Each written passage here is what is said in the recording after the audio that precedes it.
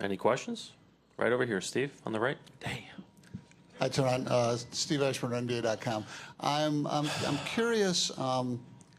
Since you've been here the past 2 years, what influence have you seen from LeBron on Kyrie, both in terms of his play and in terms of his off-court approach, leadership, anything like that?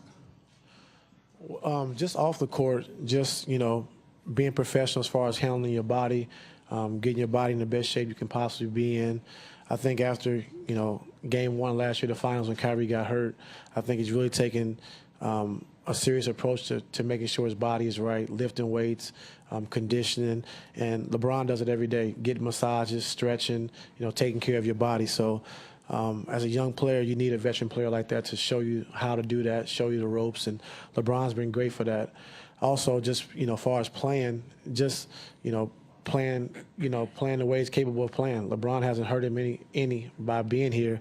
He's really helped him, and Kyrie's still able to be aggressive, still able to be him, and now just have that 1-2-3 punch with him, Kevin, and Kyrie. So it's not anything different that LeBron has brought outside just professionalism.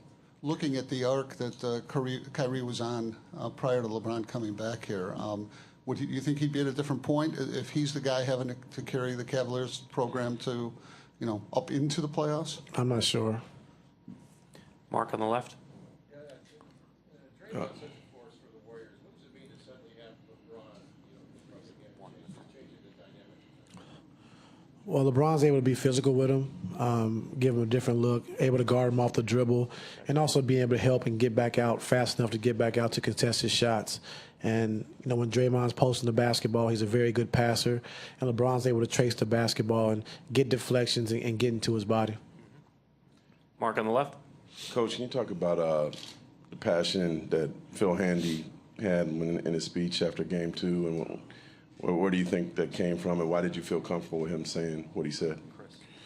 Well, just something we all knew, that we had to play harder. Just had to continue to compete, for 48 minutes, not one quarter, not a quarter and a half. And what he said was right on. And the guys accepted that, they understood it, and then we just moved on. Chris on the left. Chris Haynes, Cleveland.com. Coach, with Kevin Love, obviously you won't know if he's cleared till probably tomorrow. If he's able to go, have you thought about if you will keep your traditional starting lineup or if you stay with what you did in Game 3? Haven't thought about it yet. Hopefully just trying to get Kevin healthy is the most important thing right now. And like you said, he's going through the concussion protocol right now, so hopefully we can get him back. Just real quick, you won't know till tomorrow. Right.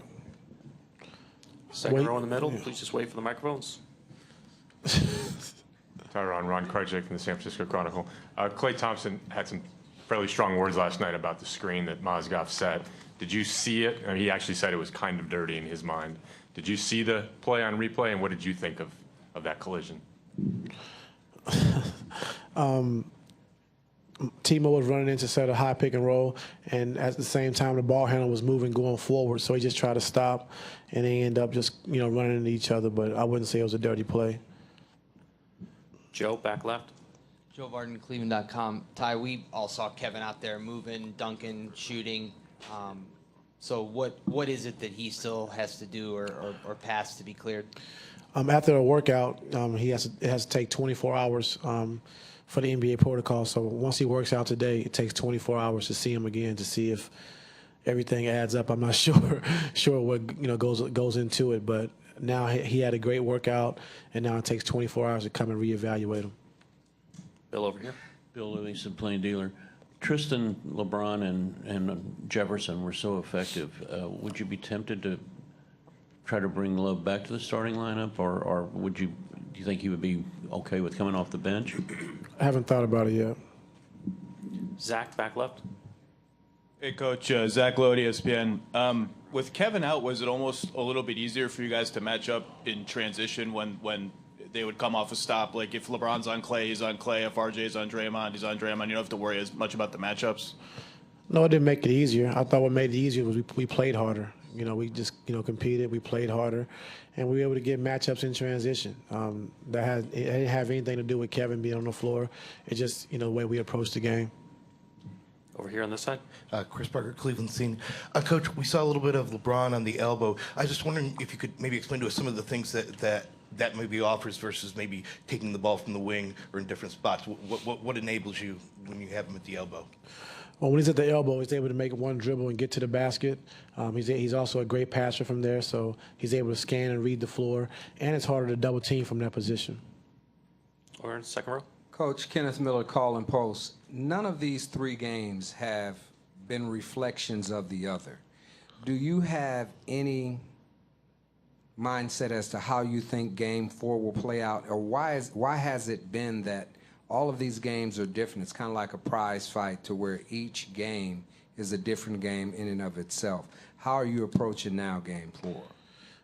The same way we approached Game 3, just being physical and being aggressive. I think in the first 2 games in Golden State, they were definitely that. They were more physical and they were more aggressive than we were. And last night, we turned the tables on them. One other question, real quick. The officiating has allowed for you guys to be physical.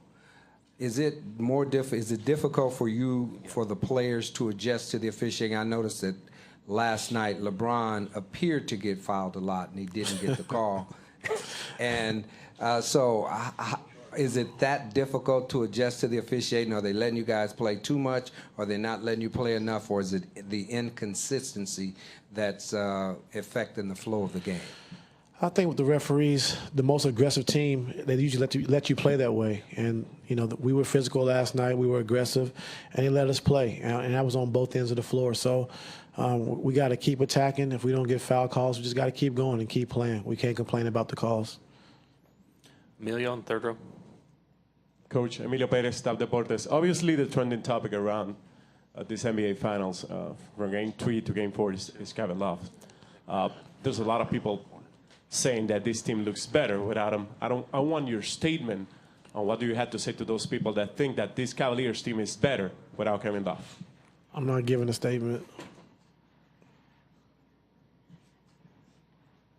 Dave. Hi. Over here. Dave McMenamin, ESPN. After games 3 and 4 at Toronto, we knew that you made sure you spoke to Kevin on a daily basis to keep him in it when he didn't play in the fourth quarter of those games. What's your communication been like with him while he's dealing with this concussion protocol process? Just tell him to be patient. I know he's eager to play. He wants to play. And, we definitely need him back. And, we miss his rebounding. We miss his post presence. We miss his three-point shooting. So we definitely want him back, but he has to take the steps that's necessary to get himself back. So just staying positive with him. We know it's a tough time, being in the NBA Finals, something you dreamed about your whole life, and having to deal with this is tough. But, myself, my coaching staff, teammates, we all have his back, and we wish him well. We need him back. What was it like for him yesterday, or when, I don't know if you broke the news or the league broke the news or the team broke the news that he wouldn't be able to play? It was tough. He wanted to play. He was very upset, about the situation. But, the guys said, we're going to win this game for you. And LeBron and Kyrie and those guys told him, tonight we're going to win this game for you. So, get yourself healthy, get yourself back. And he was all happy after the game. And they told him, Kevin, this was for you. So it was a big moment for us. But, we definitely need him back. Jay, last question on the left. Jay on ESPN. Following up what Dave was saying, when you have to make those decisions and sit people down or make lineup changes, how do you finesse that? How do you deal with the egos? I think you just tell the truth.